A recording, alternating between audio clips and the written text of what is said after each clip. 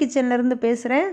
இன்றைக்கி நான் என்ன செய்ய போகிறேன்னு பார்த்தீங்கன்னா, கருவாட்டு பொடி மாஸ் எப்படி செய்வதுன்னு பார்க்க போகிறோம். இது ரொம்ப சிம்பிளாக எளிமையாக செய்யக்கூடியது தான்.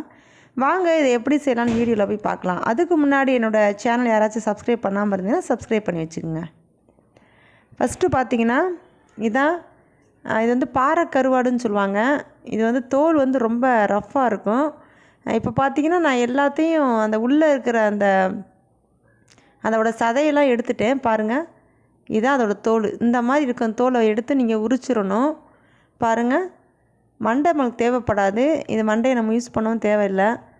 பாருங்கள், இந்த மாதிரி எல்லாத்தையும் நம்ம எடுத்துடணும். அதில் உள்ள எல்லாத்தையும் எடுத்துகிட்டு நம்ம சதையை மட்டும் நம்ம தேவையான சதையை மட்டும் எடுத்துக்கலாங்க. பாருங்கள், மாதிரி இந்த எலும்பில் உள்ள சதையெல்லாம் நீங்கள் எடுத்துகிட்டு இந்த மாதிரி இருக்கணும். பாருங்கள், இந்த மாதிரி நீங்கள் கருவாடை க்ளீன் பண்ணி வச்சுக்கணுங்க. இப்போ இதெல்லாம் பார்த்தீங்கன்னா இதோட சதையெல்லாம் எடுத்துகிட்டு அந்த சதையை பாருங்கள் இந்த மாதிரி இருக்கும். பாருங்கள், நல்லா இவ்வளவு சதை வந்திருக்கு. இது வந்து நான் ஒரு கருவாட்டில் 2 கருவாடு போட்டிருக்கேன் இதில். அதனால் இவ்வளோ சதை வந்திருக்குங்க நம்மளுக்கு. இப்போ வந்து இதை எப்படி பொடி மாஸ் பண்ணலாங்கிறத பார்க்கலாம். ஃபஸ்ட்டு ஒரு பேன் வச்சு எண்ணெய் ஊற்றிக்கங்க. எண்ணெய் சூடானதும் ஒரு 20 பல்லுக்கிட்ட வெள்ளை பூண்டு சின்ன சின்ன பல்லாக இருக்கும் பார்த்திங்களா, அதை நல்லா தட்டி வச்சுக்கோங்க. அதோட 2 கருவேப்பிலை சேர்த்துக்கலாம். அடுத்து ஒரு 4-5 வெங்காயம் நல்லா இந்த மாதிரி நீல வாக்கில் நறுக்கி வச்சுக்கோங்க. நீங்கள் வெங்காயம் அதிகமாக விருப்பப்பட்டு சாப்பிட்றதா இருந்தால் கூட 2 சேர்த்துக்கலாம். இப்போ இதை நல்லா கிளறி விட்டு நல்லா வதக்கிடலாம். இது நல்லா கொஞ்சம் வதங்கணும். பாருங்கள், இந்த அளவுக்கு நல்லா வதங்கியிருக்கணுங்க. ரொம்ப கறிக்கிற வேணாம். இந்த அளவுக்கு கண்ணாடி பதம் வந்தோன்னே போதும். இப்போ நம்ம அந்த பிரித்து வச்சுருக்கிற அந்த கருவாடு அந்த சதையெல்லாம் இதில் போட்டுடலாம். இதையும் போட்டு நல்லா கிளறி விட்டுருங்க. இது கொஞ்சம் வேகணும் நம்மளுக்கு. வெங்காயத்தில் ஆல்ரெடி தண்ணி இருக்கும். அந்த தண்ணியில் உள்ளதுலே இந்த கருவாடு வேகணும்.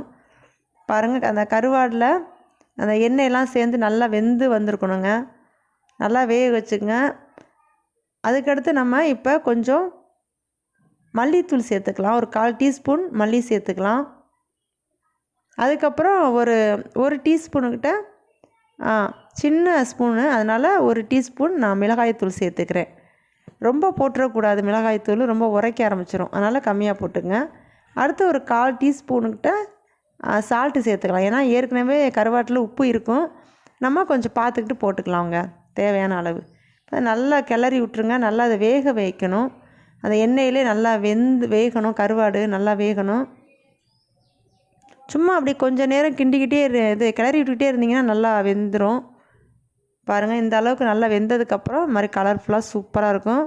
இதை வந்து நம்ம தயிர் சாதம், சாம்பார் சாதம், சூப்பு வச்சு இதை சைடிஷாக வச்சுக்கலாம். அப்புறம் நிறைய அந்த மாதிரி நம்ம சைடிஷாக வச்சு சாப்பிட்றதுக்கு ரொம்பவே சாப்பாடு எடுக்குங்க. எந்த சாப்பாடுக்கு வச்சு இந்த கருவாடு சாப்பிட்டாலும் நல்லா எடுக்கும் சாப்பாடு. ஸோ நீங்களும் வீட்டில் செஞ்சு பார்த்து ட்ரை பண்ணிவிட்டு கமெண்டில் எப்படி இருக்குன்னு சொல்லுங்கள். சரிங்க, பாருங்கள், இந்த வீடியோ உங்களுக்கு பிடிச்சிருந்தா லைக் பண்ணுங்கள், ஷேர் பண்ணுங்கள், கமெண்ட் பண்ணுங்கள். மறந்துடாமல் சப்ஸ்கிரைப் பண்ணி வச்சுக்கோங்க. ஓகே, பாய்.